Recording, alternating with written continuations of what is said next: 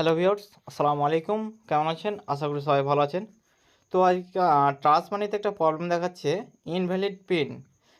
Pin related issue আসছে। যখন আপনারা রিচার্জ করতে যাচ্ছেন তো একটা পিন রিলেটেড ইস্যু আসছে। চলেন সেই ইস্যুটা কি সলভ করা যাক।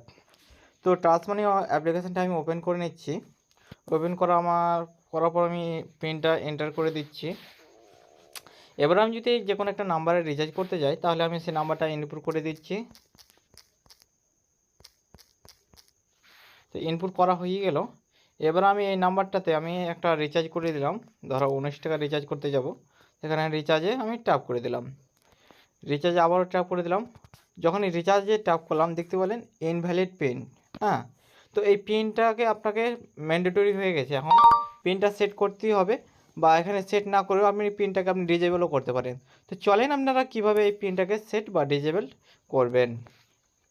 তো এর জন্য সেট করা বা ডিজেবল করার জন্য আপনি দেখতে পাচ্ছেন এখানে প্রোফাইল অর্থাৎ মেনু বার, এই মেনু বারে চলে যাবেন। মেনু বারে গিয়ে এখানে দেখতে পাচ্ছেন ইনেবল অ্যান্ড ডিসেবল পিন। এখানে দেখতে পাচ্ছেন ইনেবল অ্যান্ড ডিসেবল পিন। যদি এটাকে অন করে রাখেন তাহলে আপনার পিনটা লাগবে না। এটাকে অফ করে রাখবেন তাহলে আপনার এটা হয়ে যাবে। তো আমি যেহেতু ডিসেবল পিন করবো না সেহেতু ওটা আমি করে দিলাম।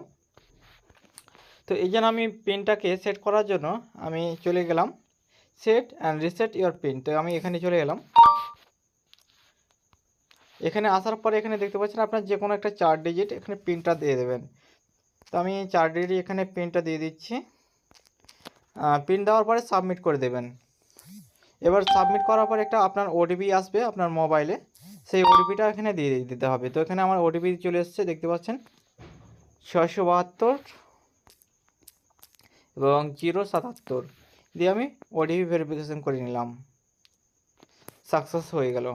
তো এইভাবে আপনি এইটা করে নিলে আপনার ডিজেবল যখন রিচার্জ করবেন তখন এই পিনটা আপনার আর হবে না, অর্থাৎ রিচার্জ ফেল হবে না।